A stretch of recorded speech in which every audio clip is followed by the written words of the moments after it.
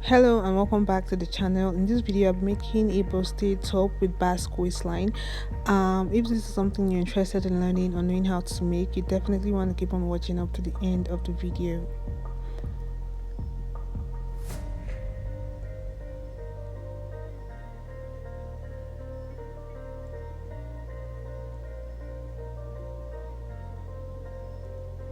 So these are all the fabric pieces that I'm using. This is my main fabric. I got this cute flower print fabric, and I have my wadding here, which I'll be ironing onto the pieces of the main fabric, and I have my lining fabric here. So these are my pattern pieces. I went ahead to draft on my pattern pieces. They are quite similar to the patterns for the bustier that we made earlier last year on the channel. So if you don't want to see a detailed video on how to draft this pattern, however, do let me know in the comment section and I'll get to it. So what I'll be doing next is to cut out my main fabric, lining and wadding using my pattern pieces, ensuring to add half an inch allowance all the way around. Now I cut out two pieces for each pattern, two pieces of my main fabric, two pieces of my lining fabric and two pieces of the wadding for each pattern.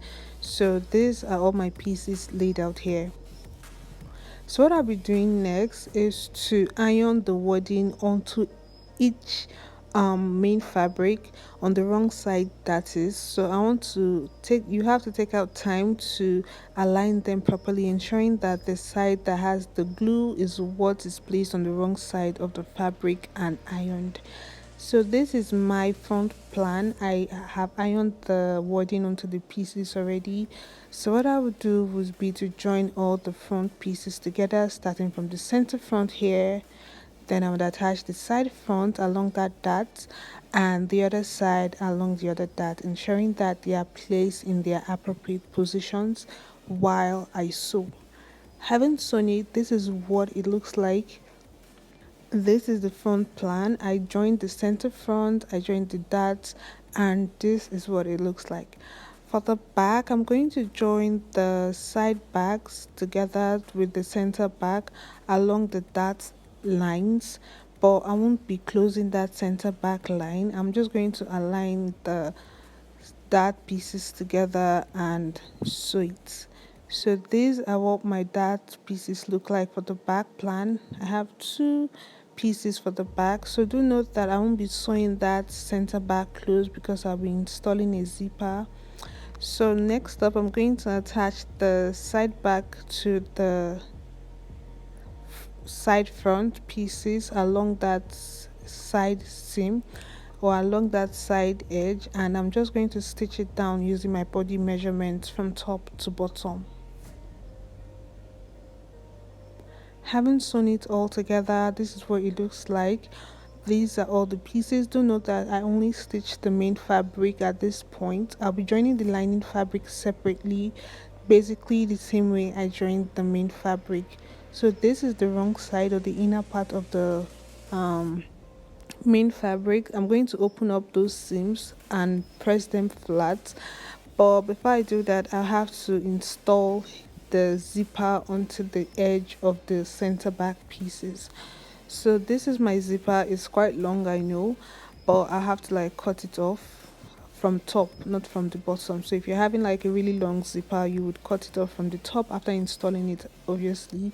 So when installing, I'm going to pull it 1 inch upwards from the hem of the garment. I won't be placing it, end to end. I would sew 1 inch upwards like I have done. You can see it doesn't go all the way to the bottom, but it goes all the way to the top, and this is what the plan is looking like. I'm just going to iron those seams open and flat, and then I'm going to join in the lining pieces together, basically the same way I joined the front pieces. Center front first, then that pieces of the front before attaching the side back, the center back to the front plan.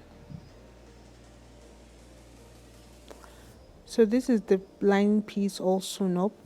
Next up, I'll be placing the lining piece and the main fabric right sides facing, ensuring that all the dart spots or all the dart lines are equal and even and aligned. Then I would sew from the on the zipper here. I would not sew on the edge because we have zipper allowance there. So what I would do is I would sew as close as possible to the teeth of the zipper, not at the edge of the fabric, because if you do that then the raw edge of the zipper would be exposed and you don't want that. So when sewing the sides, I will sew as possible to the teeth of the zipper. Then I'll sew all the way around the top, all the way around the bottom. But however, I'm going to leave about 2-inch opening around the top on either side because of the sleeve that I'll be attaching later on. So this is what the front plan looks like when it's all turned over. This is what the front looks like, and this is what the back looks like. I did leave opening along the sides for sleeves that I'll be attaching later on. So this is what it looks like when it's zipped up.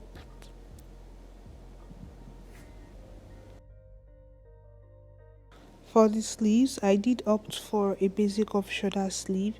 Um, so the armhole is relatively small while the size of the sleeve is really big. That's because I'm going to be folding this over the top and at the bottom.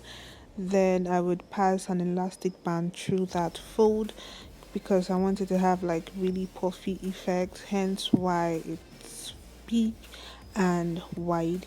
So I haven't attached the sleeves. This is what it looks like. Do let me know your thoughts in the comment section. Do give this video a thumbs up if you learned something or enjoyed it. And if you're new here, please subscribe, join the family. And like I said, if you want to see a pattern tutorial for this project, do leave a comment in the comment section, and I will see you guys in another video. Bye.